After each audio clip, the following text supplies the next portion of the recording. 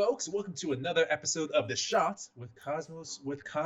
And today we are cheersing to Earendel, our most beloved star. Oh,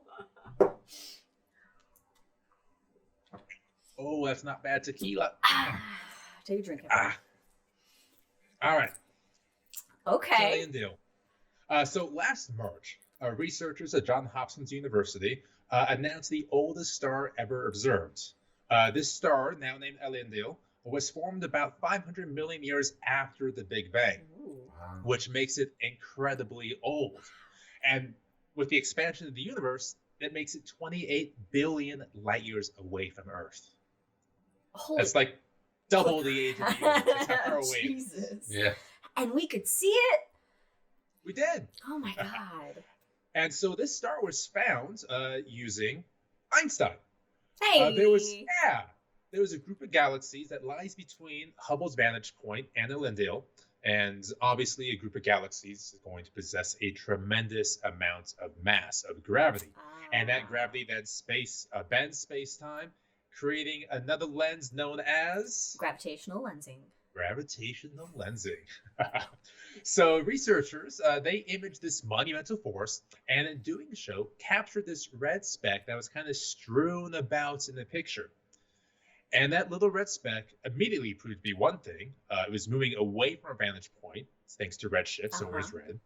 And so it was moving away. It's really far away.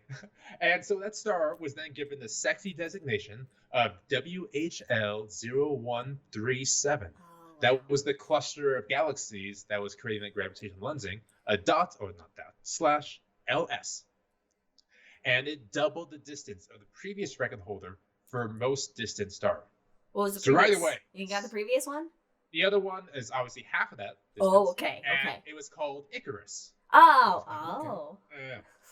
And so Earendel probably has a mass between 50 and 100 times that of our sun. Oh, wow.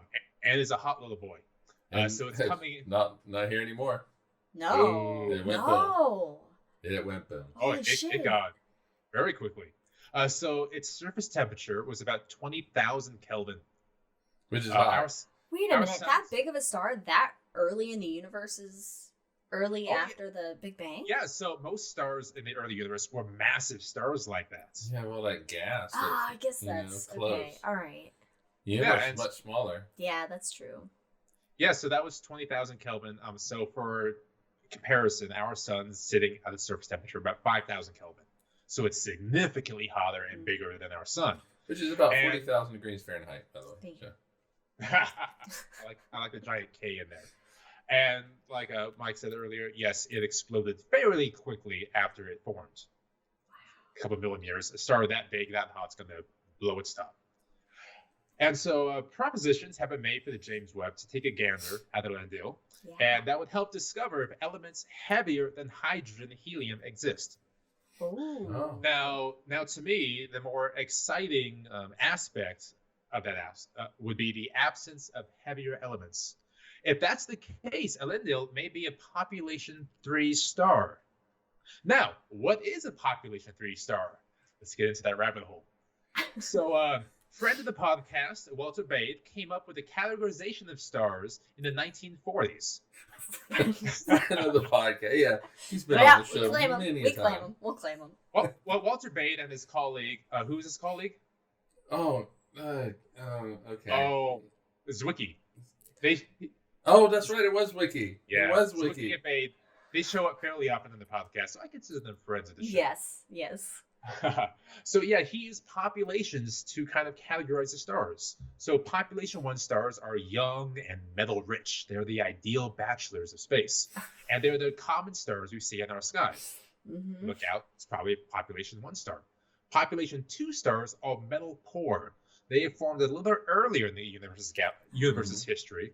And many of these rather, can be found in the center of our galaxy at least.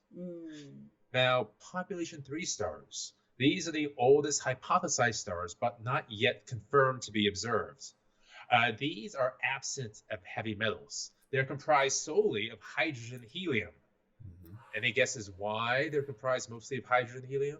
The universe is not old enough. It doesn't have all the other stuff. There haven't been other stars to go boom to seed it. So it's one of the first to. It's one of the first to go boom to seed the universe with the heavy metals. Yeah, so the Big Bang itself did not create the heavy elements, and heavy elements in this case are elements heavier than hydrogen and helium. For that, we needed It did make lithium. It did make a trace amount. Just a little bit, though. Just a little. And I worked on a project related to it. Yeah. Ooh, that's a future episode, I feel. Oh, so for these heavier elements, other than hydrogen, helium, and trace amounts of lithium, we needed the synthesis of heavy elements in stars and their supernovae. So if Earendel is a population 3 star, that means it's one of the first generation stars, not the first generation, they're still older, but one of the oldest stars to exist. It's like the Pike to our Picard. How new it is. Wow. So, oh man, we're already 6 minutes in. So now, the bigger question to me is, why did the researchers name it Earendel?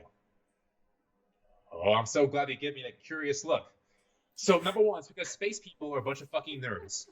And number two, Earendel, the mariner, belongs to the Tolkien Legendarium. This is where the second half belongs.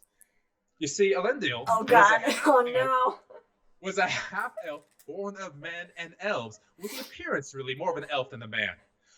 He was born in the first age of 503, but then in the year 510 of that first age, his home city of Gondolin falls to the hand of the corrupt Valar Morgoth. And during Earendel and his parents' escape, they encounter a Balrog, which a single elf, Glorfindel, who appears in many meetings in Rivendell, then slays. So, thanks to Glorfindel, Earendel and his parents survived the son of Earendel was made apprentice to a shipbuilder known as Círdan. You may know him. He was a shipmaster of the White Ship that later holds Frodo, Gandalf the White, Elrond, Galadriel, and Shadowfax following the events of War of the Ring. Now, in this location, Earendel marries Elwing, who births 2 sons, including the future Lord of Rivendell, Elrond. Oh. Now, Elendel's wife, basically, flees with the stone and finds Earendel, giving the stone to the ship and Earendel. Now, he fastens the gem to the boat, and it is shown brightly as any star, and it leads the way to the path of light and ultimately brings him to the shores of Valinor, which is a big deal. You see, again, Morgoth was being an absolute asshole at this time, trying to take over Middle-earth. So do you either want immortality, or do you want the gift of Ilúvatar, which is death, eventually? So, Earendel and Elwing choose to be an elf. And so with this new immortality and the promise of Valar to defeat Morgoth, they're also banned from Middle-earth, which is the whole thing. Earendel and Elwing sail westward still, becoming a new star in the heavens. And that star is Earendel, the morning star. After the dragon was felled, Earendel and Elwing sail westward and return as the morning star. And the light of that morning star is the same light captured in the mirror of Galadriel that the elves give to Frodo. Which then Shelob, who's the daughter of Angoliath, who Earendel slayed thousands of years earlier, is severely frightened by. So when Frodo shines her that light, she's not blinded. She's just afraid as fuck. Yeah. Oh. And that, my friends, is why the earliest known star in our universe is known as Earendel. Cheers. Cheers. Follow us on all the things.